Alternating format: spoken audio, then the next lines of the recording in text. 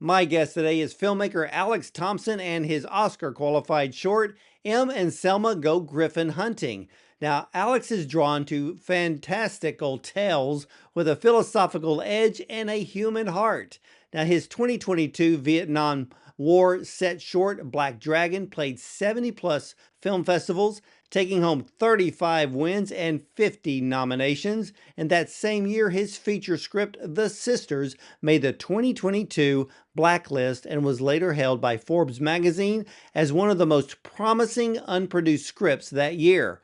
But his newest award winning short is a Depression era coming of age fable set in an alternate 1930s where there exists a long standing cultural paradigm that mothers take their adolescent daughters on a sacred rite of passage hunt to slay a mystical beast under maternal supervision.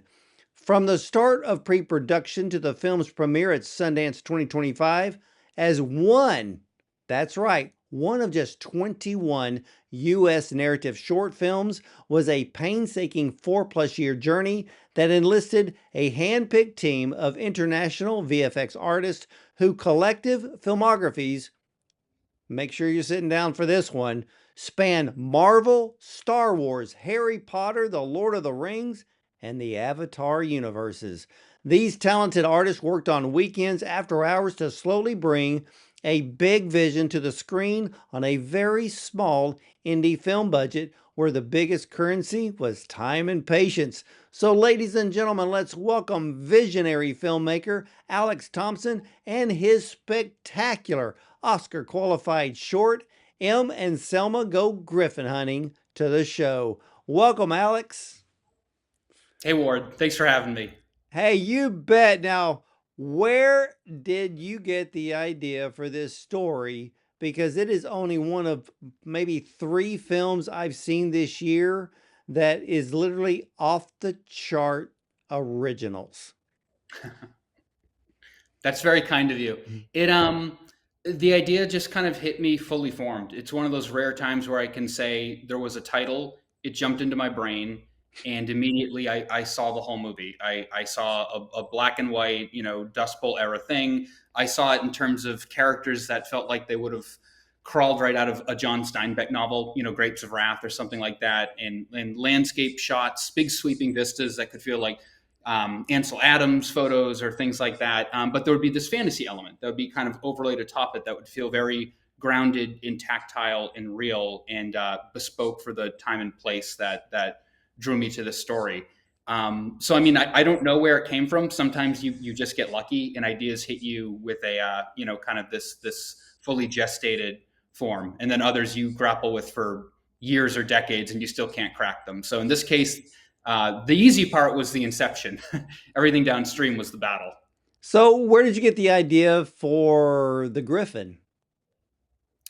Well, griffins, in a mythical sense, a griffin is supposed to be a majestic being. It's supposed to be an amalgamation of, an eagle and a lion. So two animals that we as humans kind of deify as very majestic, regal, if dangerous beasts. And because this is a film that at its core is kind of about pulling back the veil on the lies about what your life needs to be like versus what it could be like.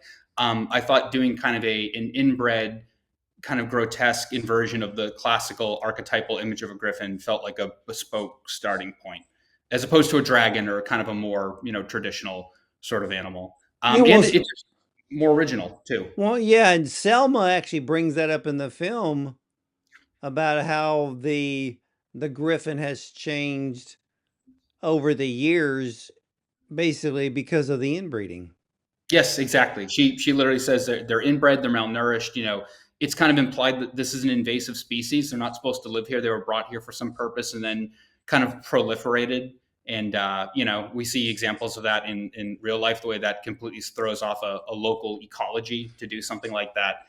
And so it just felt like a good way to sort of not only be on key for the theme of the film, but also just like a good way to quickly ensconce you in a world that felt hopefully fully realized within an 18-minute runtime where you only have so much time to really give the audience a little sliver of this big world you're trying to paint. Well, I want to jump into the story, and then we're going to get into the VFX down the road here. I want to jump into the story. Um, I'm going to say this as positive as I can. Uh, this film is dark. Yeah, yeah. Well, I mean, so fantasy is kind of that one genre that, and I don't like to use the word genre. To me, that's a marketer's word. Yeah, I Like know what you mean. there's certain stories that attract you or don't for whatever reason. In genre, that's very much kind of a marketing word, and I don't like using it, but unfortunately, it's a convenient shorthand. We know what it means. And in the case of fantasy, I think most other genres at this point, like science fiction, has been lionized and taken seriously for a long time.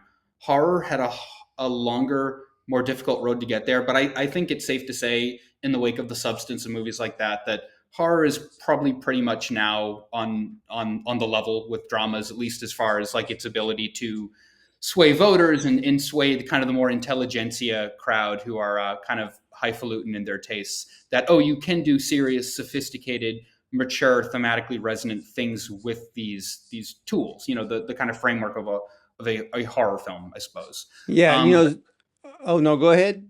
Go ahead, Oh, no, Alex. with fantasy, that's kind of the one genre that still, with rare exceptions like Lord of the Rings, I guess, is basically still treated as as like kind of puerile escapist children's entertainment. And there's nothing wrong with escapist children's entertainment. Let me caveat, but it can be more than that. And every once in a blue moon, you do have something like a Pan's Labyrinth that comes along, but they're very few and far between.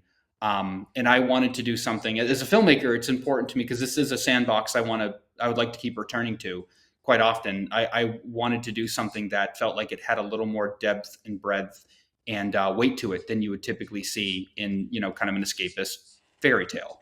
Yeah, so I'm gonna jump in on this particular scene because it's when they're out hunting the griffins, M and Selma, and then M kind of falls back, and then she sees this little tiny flying creature, and Hmm. it's almost like a kid chasing a butterfly.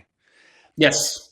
But then there's the scene which completely freaking shocked me. Hmm. The tiny creature um, was attacked by another tiny creature and had its wings torn off. Yes. So I'm looking at so because I've watched this film multiple times, and so I went back and I'm like, okay, was that what I saw? Was my first Yes. question to myself. Was that what I saw? And I went, it was what I saw. That scene alone, that was the backstory of what happened to Selma, correct? 100%. Okay, 100%. let's stop right there. Okay. The significance of the loss of the wings was a metaphor of Selma losing her ability to escape her past and then moving on in the future, correct? Thank you, Ward. I'm glad it made sense to somebody. Nobody else got that but me? No, no. I think the visceral, and I know we're kind of talking around the scene. We're Well, we're trying not we're to talking spoil it. around a particular word is Yes, the way I yes, looked yes, at it. yes. Okay? It's an assault scene, is what it is, Yes. involving a little tiny fairy creature that, up to this point, the film's tone has been largely fantastical leaning in kind of like, I don't know, I guess the sort of like bridge to Terabithia kind of way or something like that. And then all of a sudden, exactly halfway through the movie, we kind of pull the rug out from under you and we show our real hand. We show what the movie's really about. And the tone of the movie changes substantially after that. Yeah. The scene is not only the fulcrum of the movie, but also it's the fulcrum of our understanding of Selma, the mother, as a character. It's our understanding of why M is ultimately going to choose to, rile against this dogmatic path that's been laid out before her. It accomplishes a lot of very important things, and it does it all visually in a way that feels very visceral and terrifying and frankly unpleasant, but that was very much by design. And I don't mean that in the sense that I put it there to be transgressive and shocking, because I'm not a No, 15. it's part of Selma's backstory. Yes. And the way that you used those creatures to convey to us what why Selma is the way she is, and the certain things that she says in dialogue, because M showed compassion both to the tiny creature but also to the griffin, which that particular griffin happened to be the queen, Hmm. and she showed the very thing that Selma wish was shown to her, but she hadn't got to the emotional point to think that that was actually possible for her. Yes. Correct. So the other thing, what a freaking film, Alex. um, when Selma told M to kill the tiny creature in the jar, the one that had the wings torn off, I'm like, okay. At first, I didn't get it, and then when I went back, I'm like, oh, okay, because now it's what Selma said. That's the key to that scene. Because now that the creature was touched by a human, nobody else will want her. Yes, it's been tainted. Like that old, that old folk tale about how you should never put a baby bird back in its nest because the mother will reject it because it smells. Right.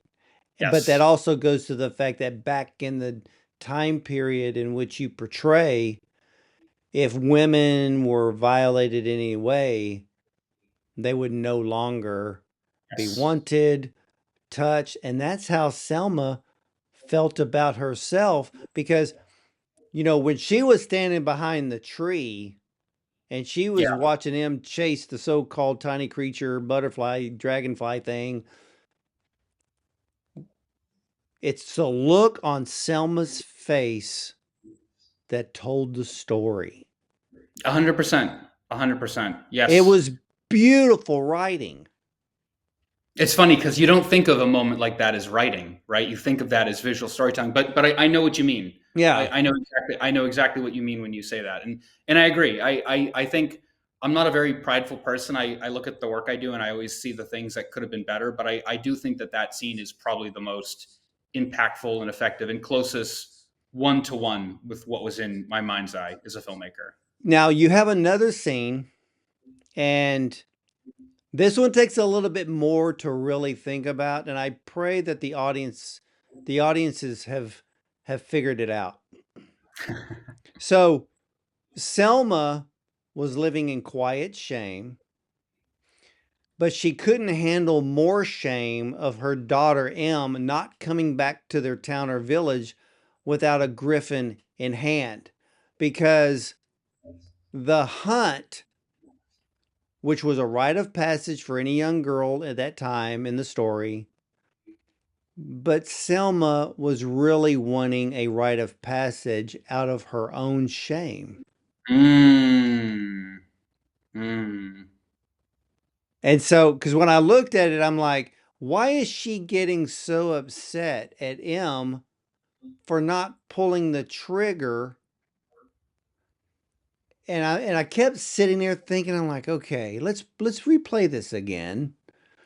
Why is she so upset? Because M really has a compassionate heart, something that her mother does not have, because her mother doesn't have it because her mother has still not for has not given She's not let go. she hasn't given forgiveness, Yeah. and she has not um she's still dealing with the guilt and the shame. um but when I saw that scene, I'm like, yeah, this isn't just about her killing the thing. Selma was looking at her own standing in the community. And she goes, Yes. I've already dealt with one shame. I can't deal with another one. Yes. Yes. It's a feel good movie, folks. Yeah, yeah, yeah. So when's the sequel coming out?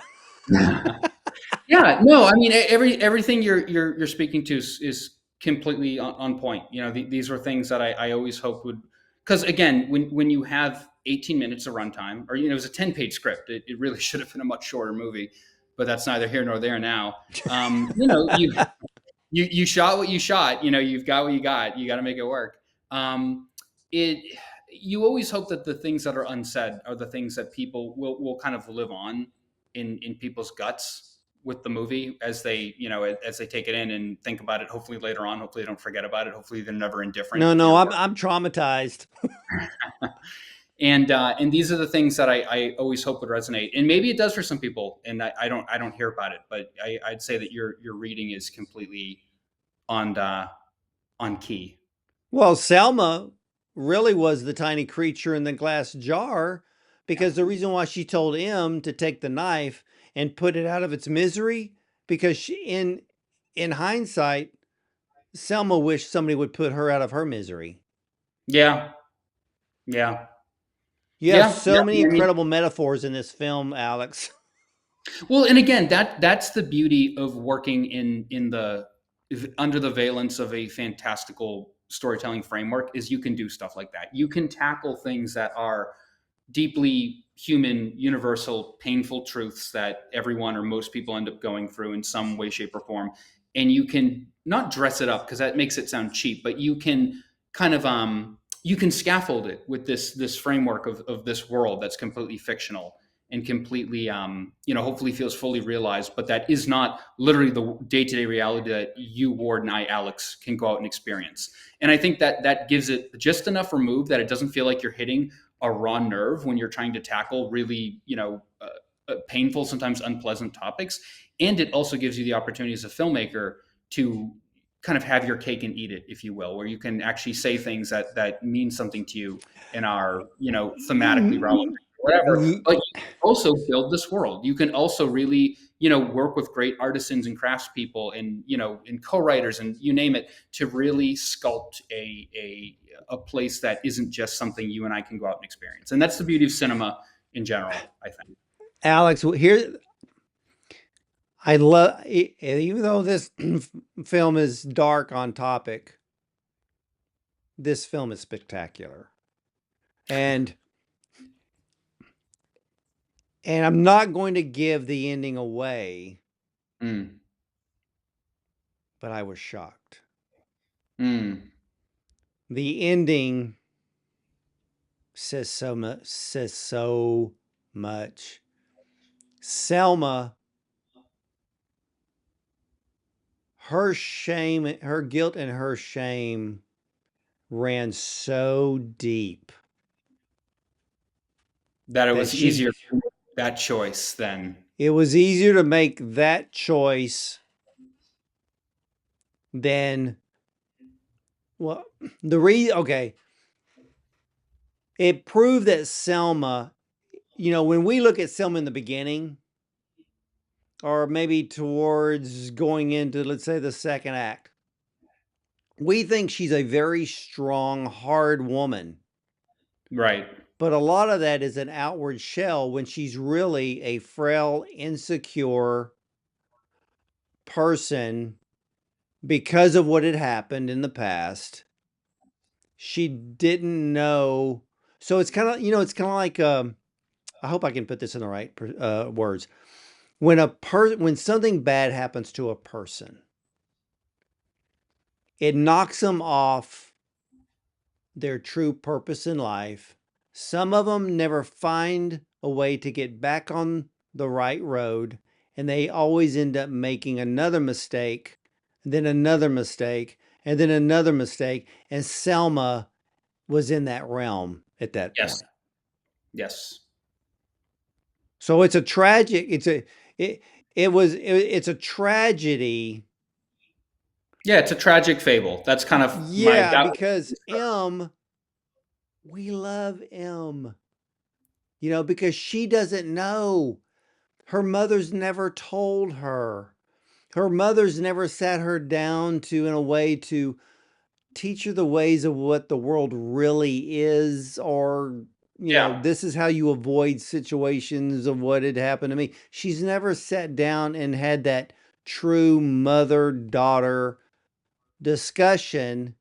So Yes. M is she's full of great innocence, but at the same time, she understands too that she goes, so why are we actually doing this?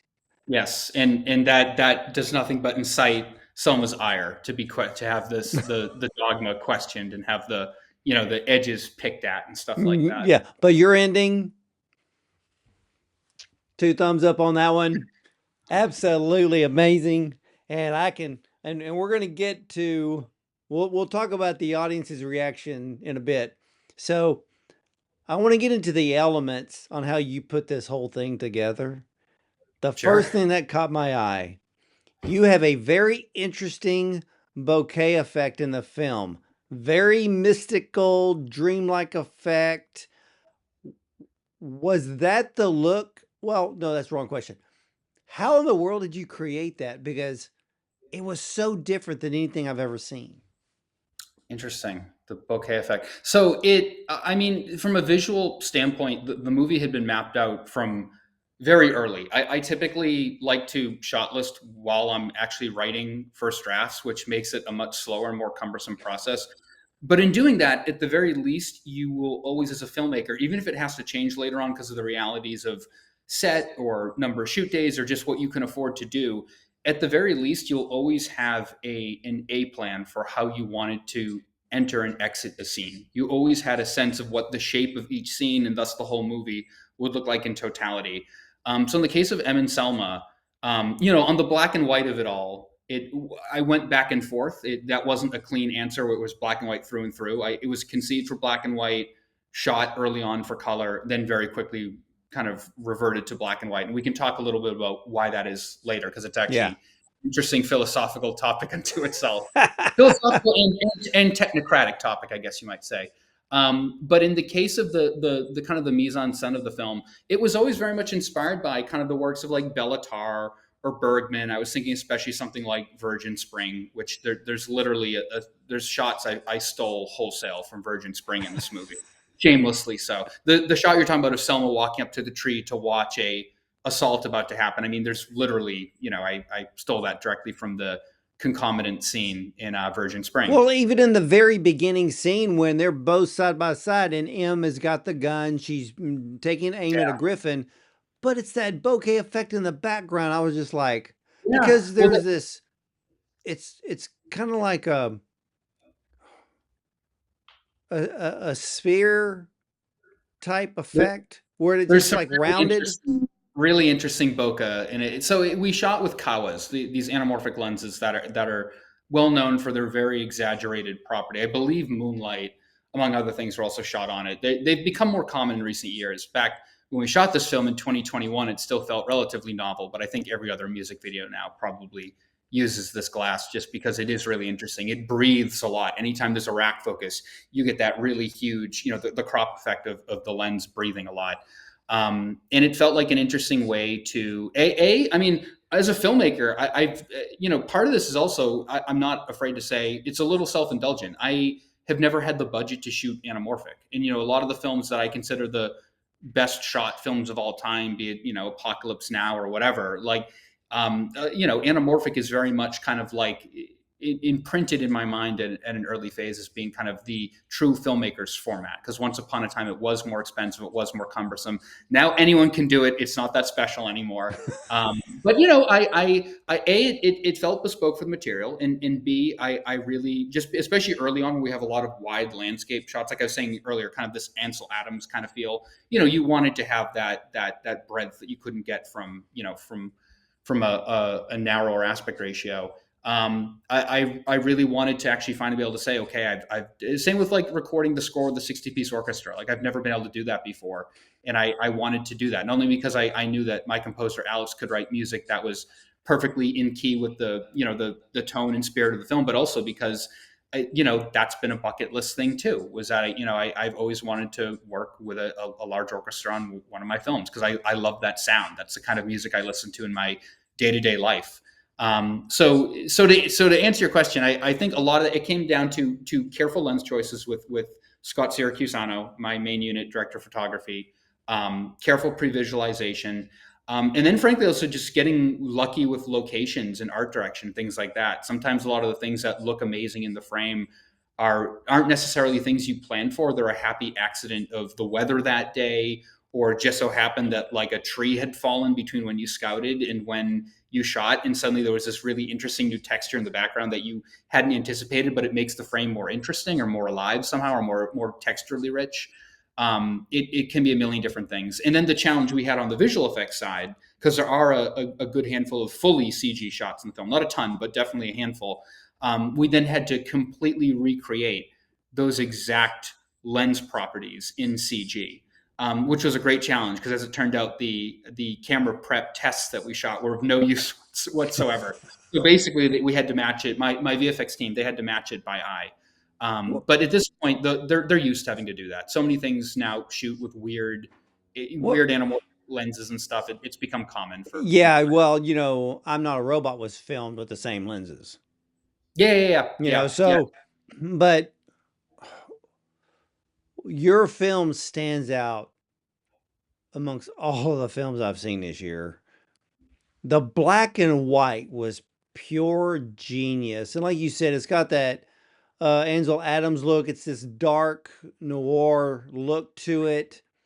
It enhances the story as well as the definition of the characters. Yes, But it also reminded me, back in probably the 40s, maybe the 50s, where you would get certain westerns that were filmed, and they have that look because it enhances the definition of the characters. Like when I'm looking at a shot of Pollyanna McIntosh, who plays Selma, and I'm looking at just her, I'm like, wow, it's so it's so defined. Now, before you and I had a discussion before we started the interview, and you mentioned certain films where they're too clean in look. sure. I didn't get that with this film because I loved the stark definition because it was part of the dark story. Why Yes. did you go with black and white, but you went with a particular color palette with this black and white? Mm. This is a topic I love to dive into because there's a no, seriously, because there are a lot of different answers that are both, from that are philosophically interesting, I think, to get into, that are technically interesting. There are definitely some technical considerations, things like that. So look, the like I said, this had been conceived for black and white. The earliest points of inspiration for the visual language or lexicon of this movie were things like not only Ansel Adams painting or photos, but also like Dorothy Lang photos of Dust Bowl era immigrants. Definitely, you mentioned westerns. I mean, John Ford's Grapes of Wrath, the work that Greg Toland Okay, is. that is a perfect example. Yes, Grapes yes. of I mean, Wrath, and that then there's an movie explicitly is an inspiration for this yeah, movie. even there's an element of the black and white of It's a Wonderful Life. There's certain little elements there that I can see within the black and white of this film. Yeah, yeah, yeah. So I mean, it seems to define the moral landscape of the movie effectively, and I think that answer in like the hierarchy is most important. It is thematically, it's singing in the same register as what I'm trying to have the movie communicate to you. So like that's the beginning and the end. But moreover than that, you get these you become more when you take color out of the equation, you're focusing more on shape and form and kind of composition and all these, not secondary, but there's all these other considerations, and that color not obfuscates, it's not the right word, but a color just kind of makes that all a more difficult math to calibrate in some ways because you're worrying about the composition of color and things like that with relation to all these things. And when that's gone altogether, you're just left with shape and form and composition. And so I wanted to have it have, in the same way the story has this, I hope, this kind of clean simplicity to it. I wanted the visual language to have that sort of clean simplicity. And it felt right for the era. It felt like, okay, if this is John Steinbeck's California that I'm trying to sell you, like especially because when we shot, it was actually very green and lush looking, and that would have given off a very different patina or flavor than what we. Oh yeah, if you could look at some of Mhm. these frames in color, it's a completely different feel. It's very warm. It's very, I mean, it's rich looking. It looks almost Peter Jackson like, but that's not at all. The That's flavor. not what you want No, with not at this. all. So No, black not at all. so black and white is a good way to kind of shorthand that tonality to the audience. But then, moreover, there's the technical element of, because there is so much visual effects in this movie, and because I didn't want it to ever feel, I didn't want these creatures to feel like they lived in a different world than Em and Selma. I wanted this to feel completely of a whole together. Black and white is a tremendously unifying force in that regard. And I have nothing but good things to say about my visual effects team, and I am sure we will get into talking about working with them. But Yeah. I am aware of what the pros and cons, the limitations of CGI specifically, what is still possible, not possible, and I think that color is still one of those things that it's really hard to, especially with an animal, which is what we were doing here. We weren't making movie monsters; we were making animals that live in this world with Em and Selma. And yes, they don't exist in your and my reality, but in the reality of these women, these are part and parcel with the world they know. They're important, they're dangerous, they're mythical, they're whatever, but they're not fabulous or unreal, if that makes sense. Yeah. And so I wanted you to always feel like there was this tactility to them, and especially because there are literally shots of like Em interacting with the baby and with the wood nymph, the little fairy creature, and stuff like that. It was very important to me that that all felt completely of a piece and of a single quilt, if you will. And black and white was the right call to help make that happen. Well, you couldn't have done it any other way. It was the most perfect choice. I loved every frame of this film. But so tell me about the creation of the griffins, how they came to be, how long did it take to create them? Because those shots, especially the close-ups, Mm. oh my gosh. If you told me that that was special effects or whatever, I'm like, no, I'm sure they found a griffin somewhere because it looked absolutely realistic. Well, the very short kind of like glib answer is we spent 4 years in post, and that's what.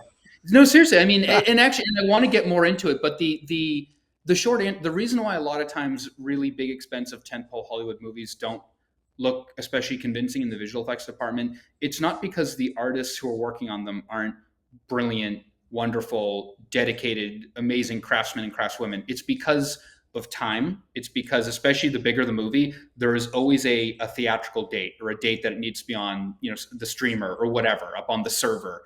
And that date never changes, almost never changes. So even if say the director or the producer or a focus group decides that a whole scene needs to be canned and they need to redo it from scratch, that date is staying the same. And you now have that much less time to redo this work. So a lot of it comes down to, I'm afraid to say, poor leadership from the top down, and that can mean the director, that can mean studio executives, it can mean anyone up the chain, but that's usually why these things look the way they do. And not enough time. The Hollywood machine of visual effects really is a meat grinder, unfortunately. And now that I've been blessed to get to work with a lot of amazing animators and asset artists and compositors and stuff. Like I see and hear what their day to day battles are like, and I mean it's just a war of attrition. It really is. And so in the case of this movie, I didn't set out to have it be 4 years. That's just kind of what it needed to be. In truth be told, the only reason we stopped when we did was because Sundance came calling. We got accepted to Sundance, and that was November of last year, a little over basically a year and a week ago, something like that. And suddenly, we had to turn what probably would have been like 7 more months of work into like 6 weeks, and so there was very little time to celebrate once we got accepted because there was just a lot to do at that point.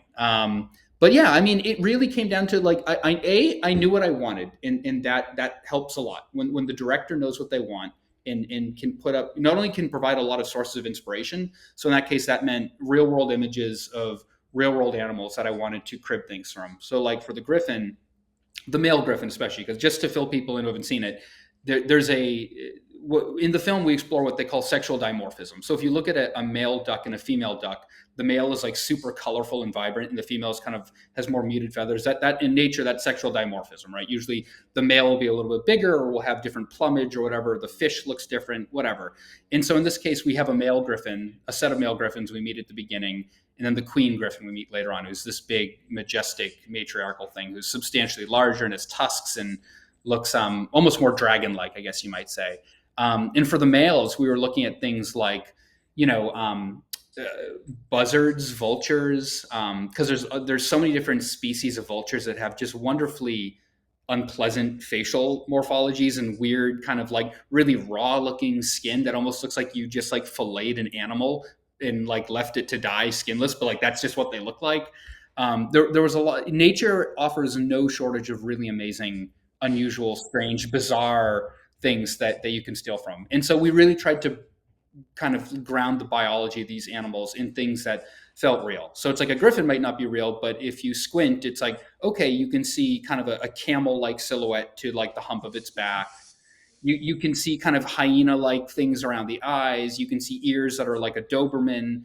Again, a beak like a vulture. Well, yeah, that like the close up shot where Yes. where I thought the flies were like Yeah. awesome.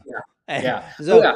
when you're looking at from the eye and you're looking down, Yes. I know exactly what shot you're talking about. Yeah. it's it's camel moose like. Yeah. Oh, yeah. Yeah. Yeah. A lot of, I think the term, charismatic megafauna, I think is technically the term they use for animals like that, kind of larger, more majestic animals. We really tried to take as much as we could from nature. So that, again, so that you really felt like this was only like a 5-degree separation from the reality that you and I know. This is not Token. This is not Narnia. This is a slightly skewered version of the world, that you and I live in. And yeah, with regard to the flies, because a lot of this came from, I would look at I'd look at documentaries and like, there'd be a close up on a water buffalo, and it has its own like ecology of parasites that follow it around, that live off it sometimes in symbiosis. And I thought, oh, we need flies, like these creatures they can't feel super clean. They need to have all sorts of little skin tags and weird little patches where like the fur is molting and falling out. Yeah, And it's almost like we visually need to smell this animal. exactly, I want exactly those close-up shots. I wanted you to be able. That's actually exactly the kind of language I used early on. Was we're going to see them in broad, bright daylight, like sometimes flatly lit. Like the assets themselves on a technical level need to hold up to that scrutiny. But then also, what are the secondary things that we can add that will really give it a good sense of being like you can reach out and touch it like a real, because we all have spent time around, be it a dog or if you go up around horses, we all know what animals are beings, and they have their own kind of aura that they bring with them. We know what that feels like, and we know when that feels fake. We know when that's not there, and oftentimes in Hollywood movies that's not there. And it's probably not because someone didn't think that it would be interesting to do it. It's usually a product of time and budget. And in this case, the budget was not great, but the trade-off was time and a lot of patience. With relation to kind of building the team here, the animation was done by, I think it was 5 people grand total, 5 or 6, of which 2, maybe 3, 2 really did probably about 75% of the work, across like a 2.5, 3 year span, a little bit more, maybe 3.5 years. And then the rest of the artists did kind of like smaller sections of shots, like maybe 2 shots here, 10 shots here. Still invaluable, still amazing, but there were 2 people in particular who really had to shoulder the great brunt of this How movie how did animation. you get to collaborate with these amazing VFX artists to create something that looked 110% real on Right. screen? And like you said, yeah, if you give them time to work on it, it comes out better. Because I've seen feature films now where the CGI today is worse, where the CGI, let's say 30 years ago in a Spielberg film, looks far better than it does today. But back in the day, they didn't rush their films out. They didn't rush it, and because it was a new tool, they used it more judiciously. They didn't use it as a panacea. It wasn't the magic wand that they just kind of like where everything would be CG. They would mix formats more. So if you look at a movie like Jurassic Park as an example, CG, that's arguably the film, not probably inarguably, that's the film where CG kind of arrived as like a tool of tremendous strength and staying power. That was a sea change moment in the technical evolution of filmmaking. But there's only, I don't know the exact shot count. I think there's maybe 40 fully CG shots in the movie, maybe a little more than that. But there's tons of puppetry, and there's tons of by Stan Winston, where they literally had to build the set around the scale of that T Rex. They had to start with the T Rex and all of its mechanical needs, then build the set around it. So I mean, the CG gets pedestalized, but I mean, back then, and this is something I'd love to see come back. This is something I'd love to do in my own filmmaking. That's not the only game in town. That's not the only tool available to you. You have all these amazing, 120 odd years of cinema history of amazing magic tricks that you can turn to. And yes, CG is one of them, but it's not the only one. And so in the case of a movie like that, as a case study, Jurassic Park, the reason why the visual effects still hold up well is because it was a new tool. They were aware of its limitations at the time. And so they were very, very sparse and careful in their deployment of it as a result. Notice, for example, none of them are ever extreme close-ups that are CG in that movie. It's because that it wasn't ready. The tech wasn't really there yet. Okay, Um, then okay, remember remember the close-up shot when Matthew Broderick did Godzilla and you see the close-up shot of the eye? yeah. Yes. Yeah. Yeah. Yeah. So yeah, and so yeah, and you're right. I never even thought about how much time must go into something because when I saw yours, you made your creatures living and breathing. The flies were just the icing on that cake because even the flies were so authentic. But It, tell, it, go it, go ahead, Alex. it really, I can't stress enough. It comes down to a small handful of people, and then one company that came on later in the game, Folk Effects in Montreal, who really were who saw that this was like an obsession. That saw that like this was my white whale. This movie that I was going to give it everything I had. That I was going to work with them directly. There was no farming out of supervision. Every single VFX element was me sitting down and doing a 2 hour Zoom call with a collaborator for years, for years and years. That's how it was. And in that regard, I there's times where I say I wouldn't wish 4 years of post on an 18-minute movie on my worst enemy, but in my heart, I don't really think I mean that because the as a result of that, I built great creative friendships and partnerships with these people. They just kind of became my buddies, and they're from all over too. I mean, a lot of the work was done in Montreal by a very talented group of Quebecois artists, but I mean, there's also there's an animator in Germany who had seen some images from the creatures on social media and reached out and said, do you need any help on this film? I'd love to work on it. And this artist ended up contributing some of the single best shots of the entire movie. And so we had someone in India. We had people all over that all different time zones. London was my main animator, Andy. So that was me for most of 2023, flipping my days so that I could be with him as needed available on Zoom, kind of all throughout the night, Los Angeles time, while he was doing the work during the day in his neck of the woods. And it really, I guess, in the same way that I don't mean to equate film production to warfare, but you hear about people after the fact talking about how they really miss being in the trenches with their buddies, even though it was life and death. And I think there's a little bit of that kind of Stockholm syndrome with this movie where, I miss having to constantly figure out some new technical headache that we've run into or something like that. Okay. It gave me meaning for a number of years, and it Well, wasn't yeah, because that's the really thing that I love about the film industry. You make these connections, you have these collaborations, and you have them forever. Yeah, exactly. In each movie, really, you're building your own family. You know what I mean? I haven't been lucky enough to do that yet in the context of a feature film. I hope that that's coming in the near future. But I mean, just getting a taste of that making shorts. I mean, I love it. You know, part of I can't imagine wanting to be. I take my hats off to the filmmakers like the Soderberghs of the world who do it all themselves. You know, who shoot, edit, direct, write, produce. In some cases, do their own visual effects, whatever. I even if I had all those skill sets, which I absolutely know in certain terms do not, I would never want to do that because part of the joy to me is seriously part of the great joy is finding people who are like-minded but also have their own pools of experiences that have their own artistic vision that they're kind of bringing to yours. You know, like you're at the end of the day, you as a filmmaker, you're not the captain of a ship. You're a museum curator.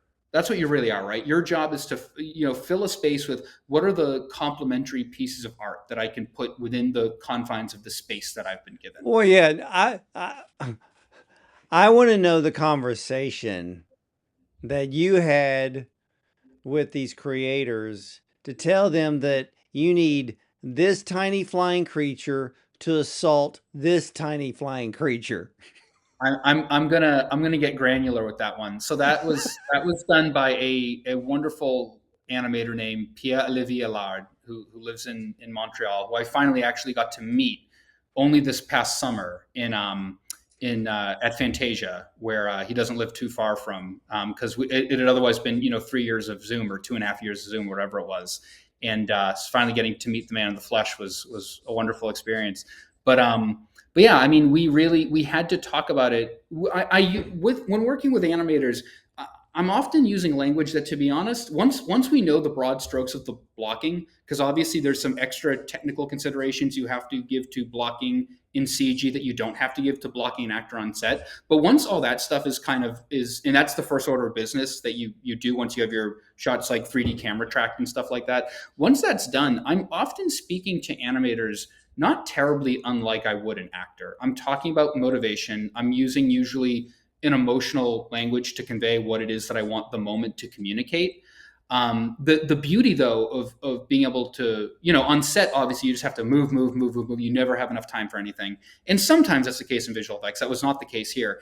Once we had it down to a place where we felt it was communicating the authentic emotion we were looking for, what we could then do is say, okay, now how can we make it 10% better? What are some little bells and whistles that can make them feel more alive? And that usually comes down to very granular things like micro adjustments in the eyelids, the direction. Obviously, you see the griffins; they have very motile ears, kind of like a donkey or like a, I don't know, a horse or a camel, where a Mm-hmm. lot of the emotional reaction is kind of conveyed. Are the ears forward and friendly? Are they backwards, kind of horn-like? Are they, that's how the silhouette is kind of informing a lot of the emotion.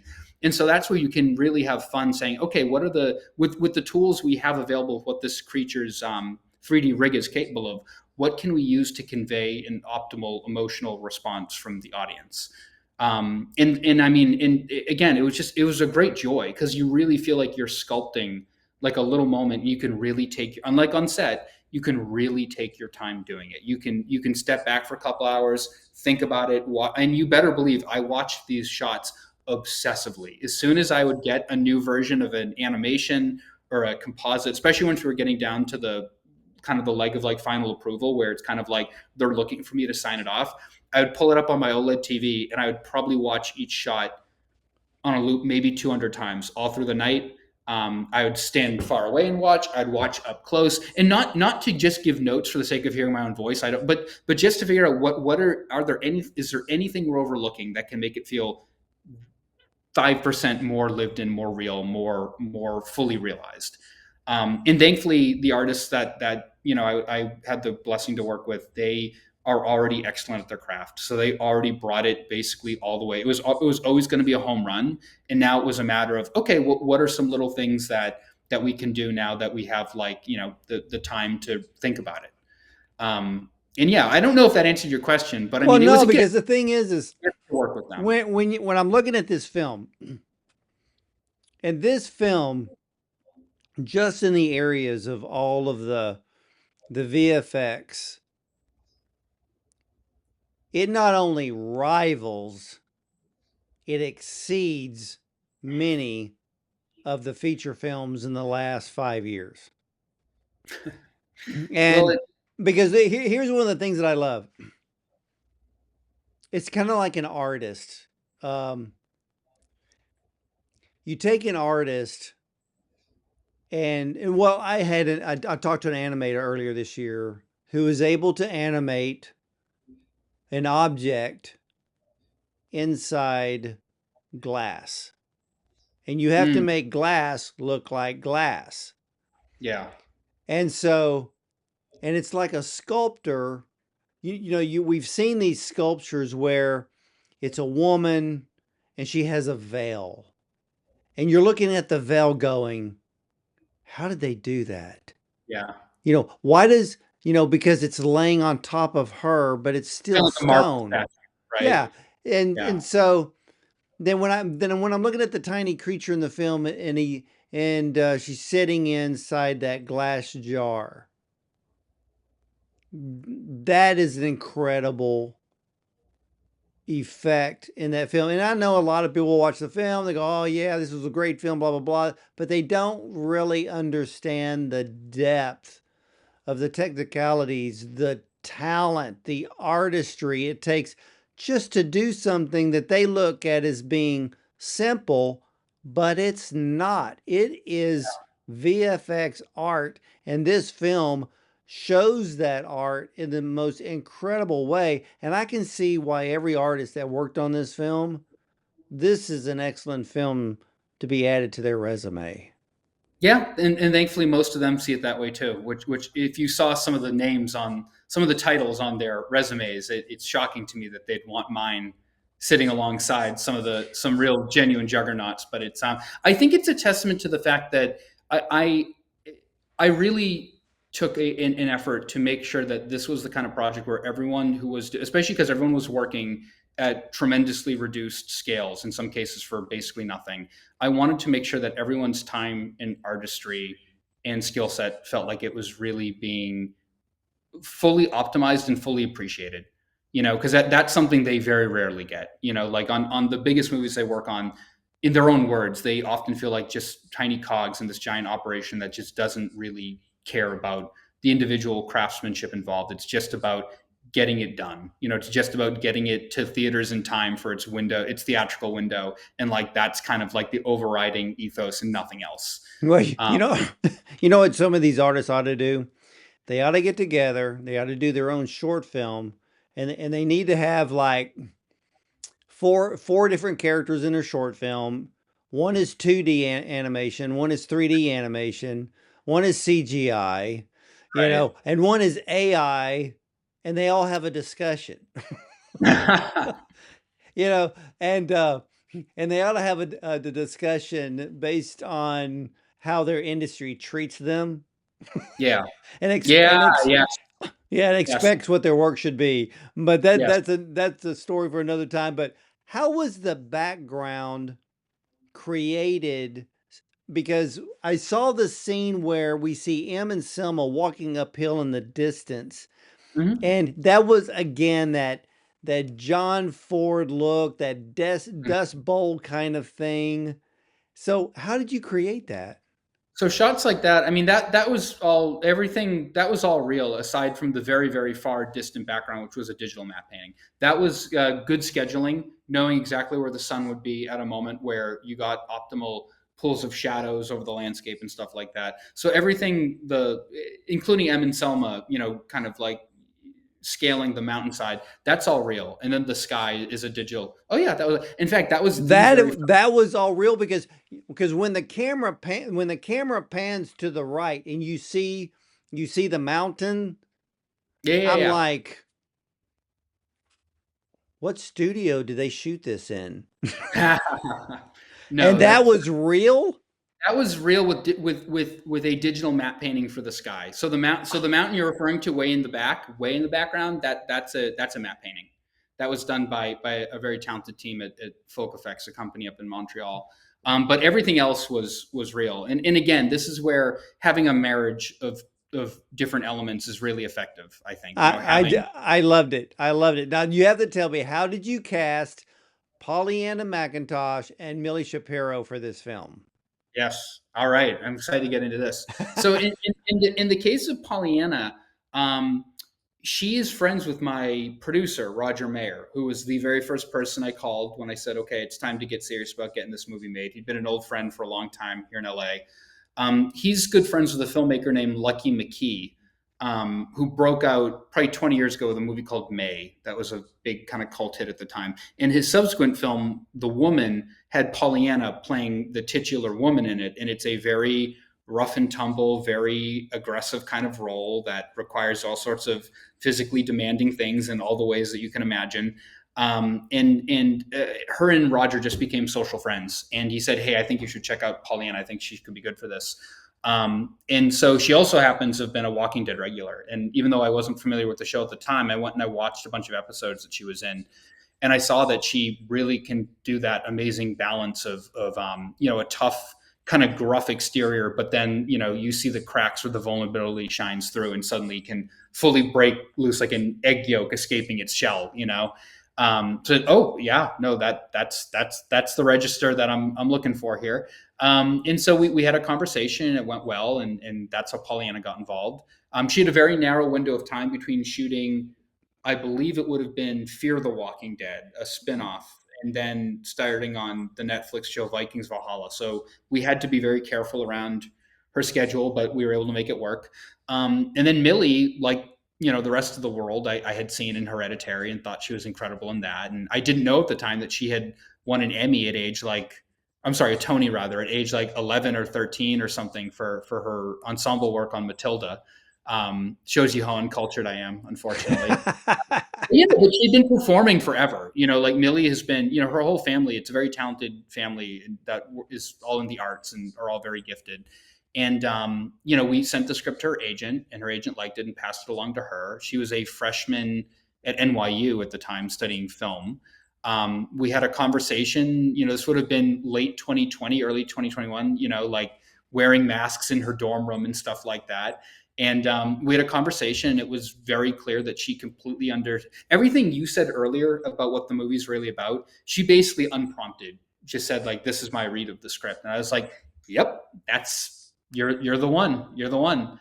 But then it got tricky because we had to, because of COVID regulations or stipulations with SAG, because both Pollyanna and Millie were had limited schedules. Millie being that she was a student at the time, we had to work around her school schedule. I mean, it really was like a game of 4D chess trying to schedule this movie. And we had, to be blunt, we had a lot less money when we started out than when we ended. So the production budget was probably not at all commensurate with what it needed to be for what the ask was. So 3 days of shooting really was like, it was the three toughest days of my life. I mean, I don't know if it's reflected in the end product, not hopefully not too much, but you would think with such simple shooting ingredients of two women walking around in the woods, you would think that part would be a cakewalk.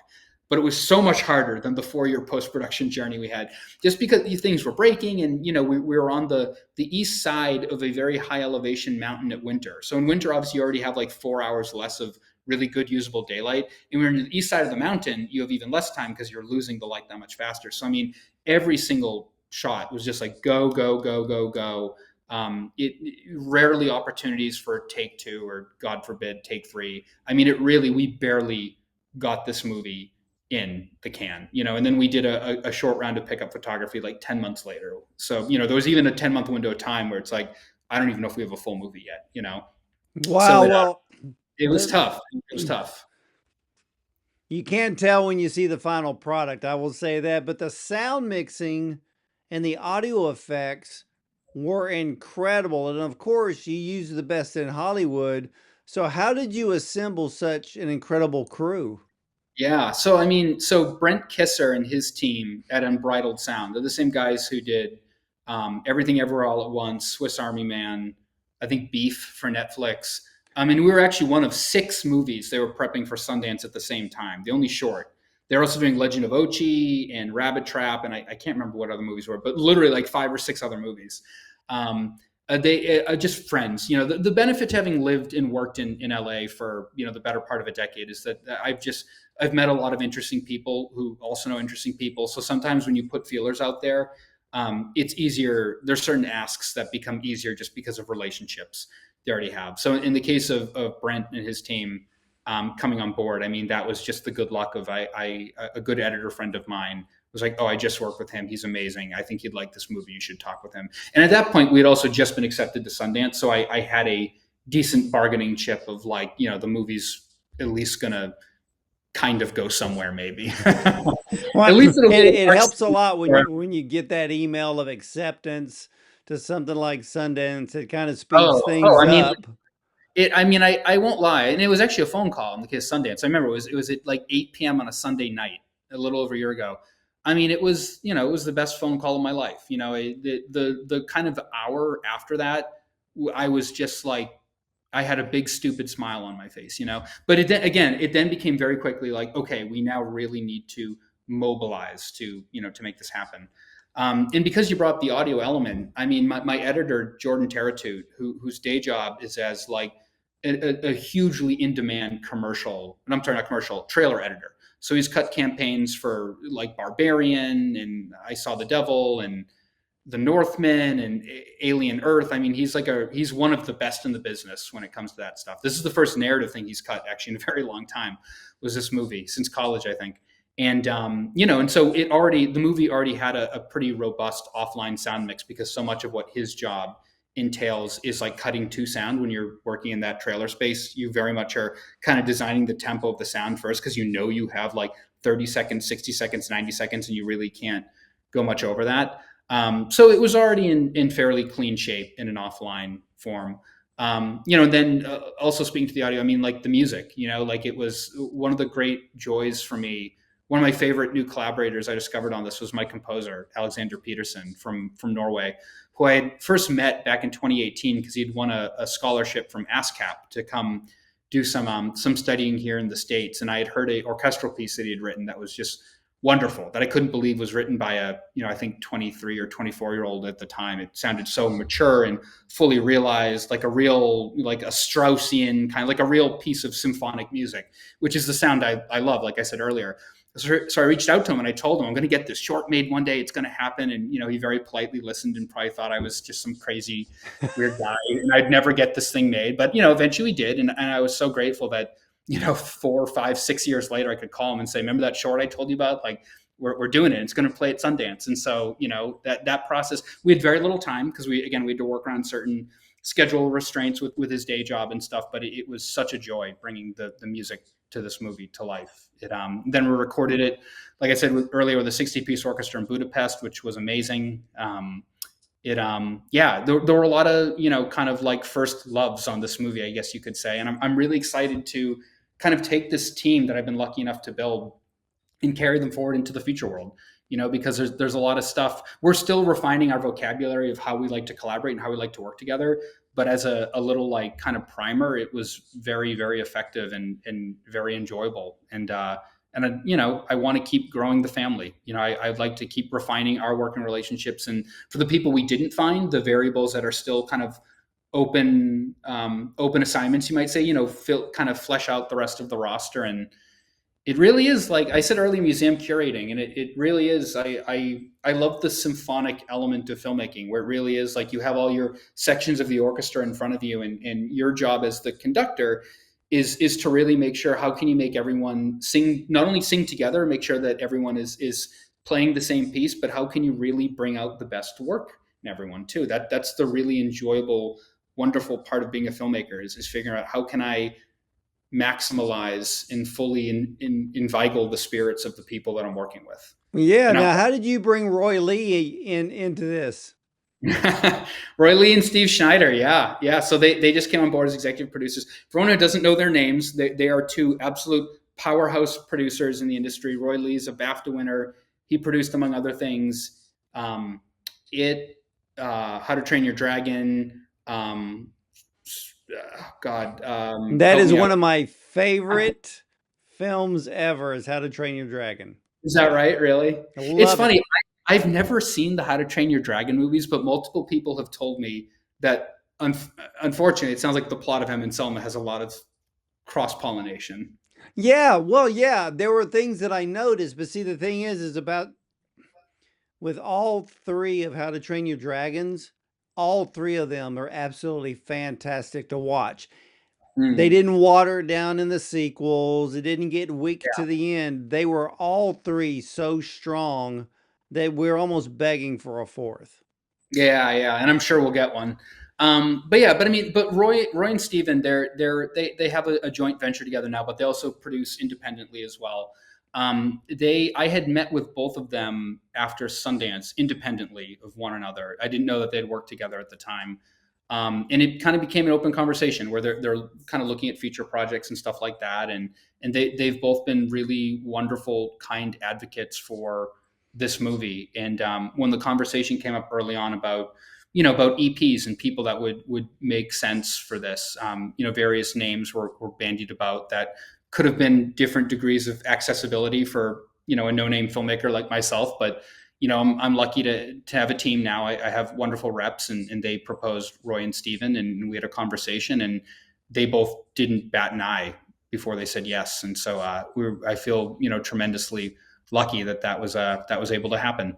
And and we'll see, because right now, like you said, people are mobilizing. I saw last week Emma Thompson just signed on to a movie, a short to Oscar EP and stuff. And so people are getting all, they're putting on the battle armor and stuff. And so They, oh we'll yeah, see what happens. it's that time of year. And I have to ask, the last question is, what has been the audience's reactions to this film?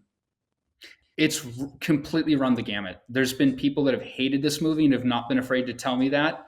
Oh, and that's fine. That's fine. You can't make art that please everyone. And there's been other people who've come up to me with tears in their eyes afterwards and said that it really deeply moved them. And I've noticed this has been really interesting, and I'd love to know why this is. No one demographic has seemed to connect with this movie better on average than kind of middle aged and older women. I don't know why that is, but I have noticed it's been recurring after screenings. Sometimes someone will reach out on social media or whatever.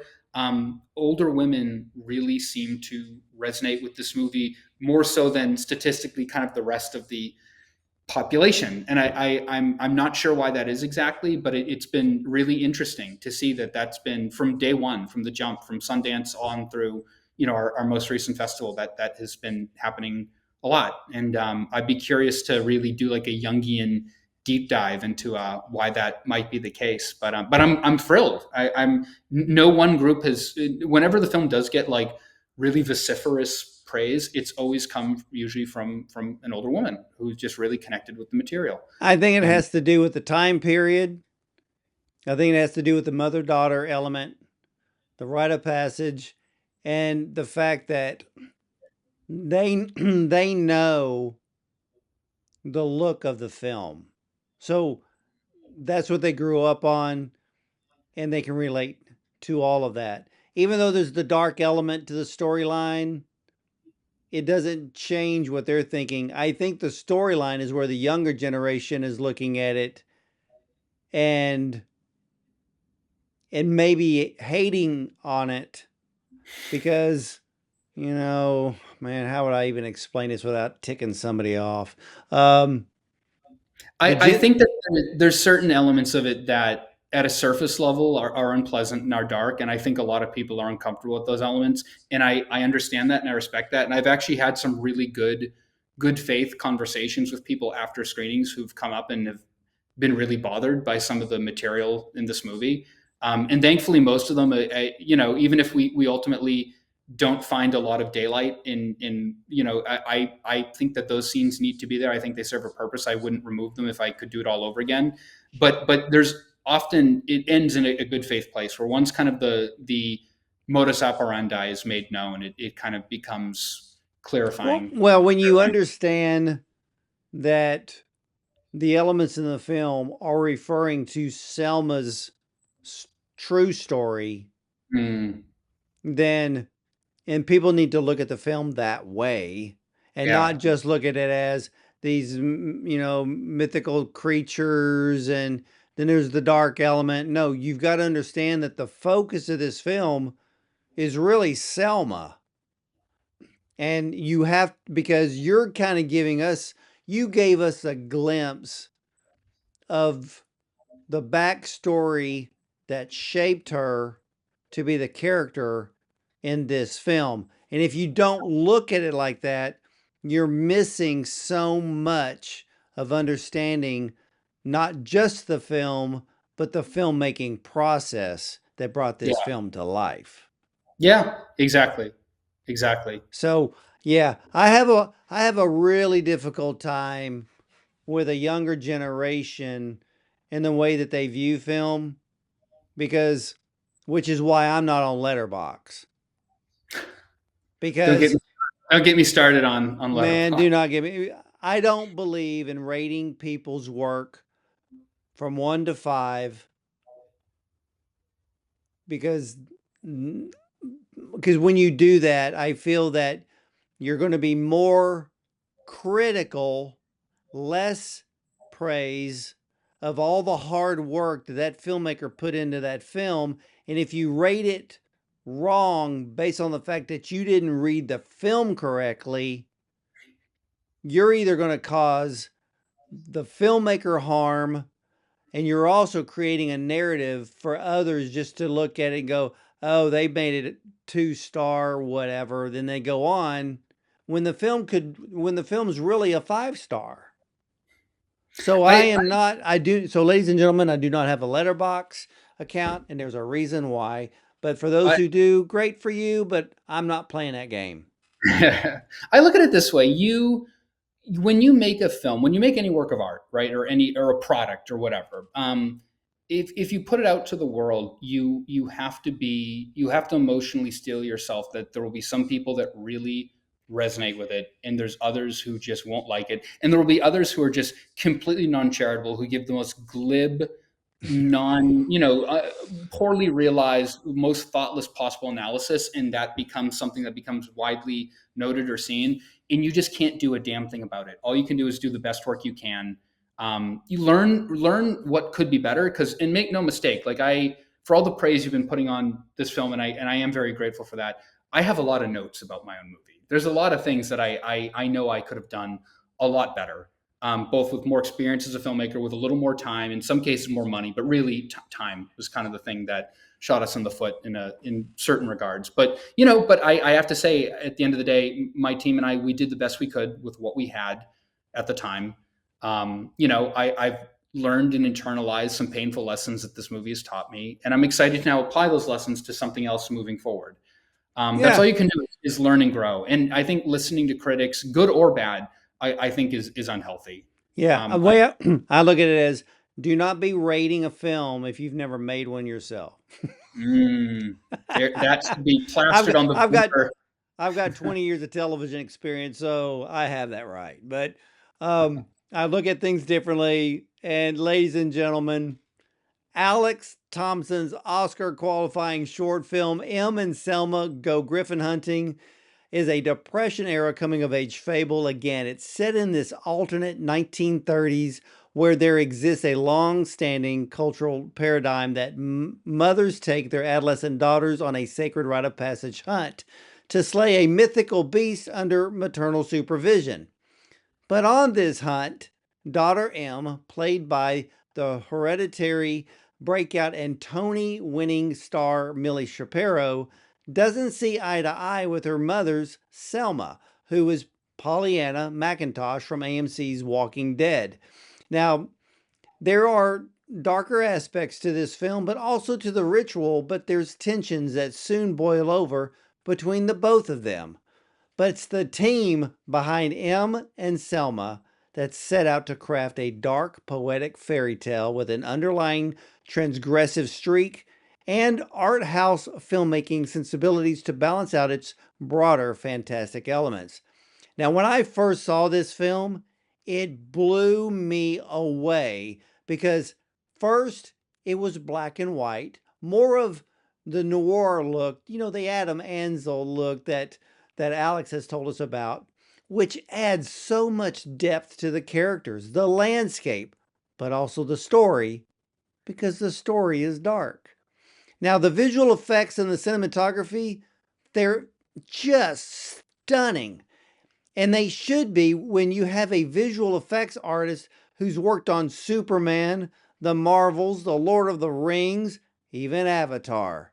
But here's the thing that Alex taught us: time creates perfection. We're looking at a film industry that wants to rush everything out and everything looks rushed. This film doesn't look rushed. It looks like it was painstakingly putting together the Mona Lisa and every stroke mattered. That's how great the visuals and the storytelling are of this film. Again, the story itself, I said, is dark, but the interactions between M and Selma tell a much deeper story and one I was not expecting. It's like watching three short films in one. You have the griffin creature and the tiny flying ones, these little six-eyed dragonfly fairy looking things, and then a mother taking her daughter on a hunt as a rite of passage. But it's Selma's backstory that starts to come into view in a very dark, metaphorical way. Everything about this film was brilliant. Again, you add the actresses Pollyanna McIntosh from The Walking Dead, the actress Milly Shapiro, and you have a stunning film. I could just go on and on about this film, and only one of two or three absolute original short films this year that dared to go all out with the storytelling and the cinematography and took 4 years to make, and it was worth every second. And if you haven't seen this film, you've got to see this film. And this is a film that is on a whole nother level when it comes to filmmaking. And Alex, man, thank you for giving me the honor to watch this amazing film, and much success to you and your team on your Oscar journey. Thanks, Ward. This has been a wonderful conversation. It means a lot. Well, you're very, very welcome. And again, ladies and gentlemen, M and Selma Go Griffin Hunting. Be on the lookout for this film, because you never know. We may be seeing a feature being birthed from it in the near future. So again, ladies and gentlemen, you can catch all of the Bond on Cinema interviews at bondoncinema.com. Check out our Prime show, our YouTube channel, and you can listen to us on Spotify, iTunes, Audible, and more. And remember, you'll either see me at the movies or from the red carpet.